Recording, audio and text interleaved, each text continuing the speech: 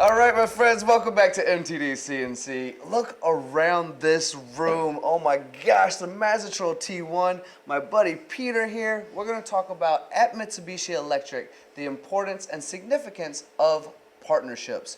Peter's been doing this for over 40 years, and we're surrounded by DMG Moris and Track Machines and Mitsubishi, and everywhere you look in society these days, you see that amazing little logo from Mitsubishi Electric. So with that being said, let's learn from Peter about the importance of partnerships. What do partnerships mean to you, Peter?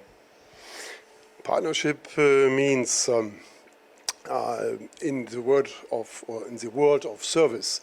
The partnership means not only to do the service, so to live with the service. So give the heart to the service, think what is the best for service. And when I started, I have had the opportunity to learn what service is as a field engineer all over Europe, and so this I give and bring to my colleagues, to the teams, and also to the customers. So when you're bringing this service to the customers, what aspects do you think are the most important to you? Because Mitsubishi, when I think of it, when I see it everywhere, is so broad. There's so many components of it. But here in Germany, where we are in Dusseldorf, I've seen repair shops, I've seen customer service, people on phones for very specific customer-oriented situations that maybe no one else could handle.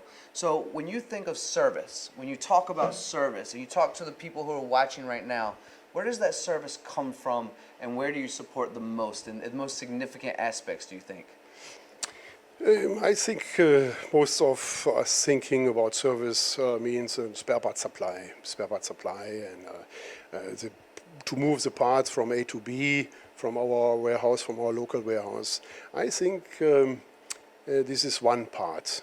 The other parts are not only the contacts to the customers, to have the relation, to have the understanding, the common understanding, what the customer need, listen what the customer expect.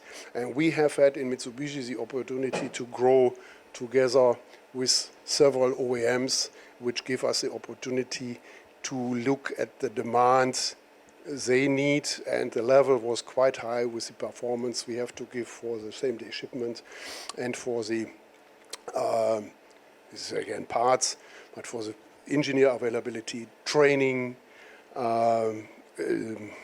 further education, own education for the staff, and to keep the up-to-date, the engineers up-to-date in the technology. So we send engineers to Japan, and this is a combination of service, parts, availability on the hotline. It's not a hotline, it's a competent service. The customer expects competent engineer, and this we learned. This I learned, and this is a short message.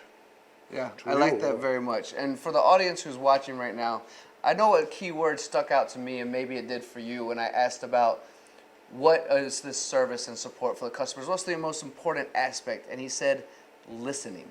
Now, listening might be a superpower at this point for a lot of us, but how many of us walk into a conversation and think we know the answer before we get there without listening?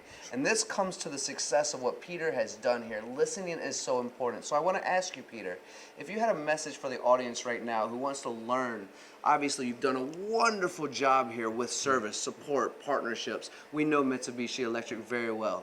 What would be a message that you could offer when it comes to guidance of support? What have you learned throughout your over 40 years that you've amplified and grown here in Germany? Yeah, the point is that the engineer take, if you speak about education or the development of staffs in the team, there's either the hotliner, the field engineer. This is important that they know and they live and they have the mentality to like to do the job. This is one important thing. So it should be not the hobby, but it should be a part of a hobby.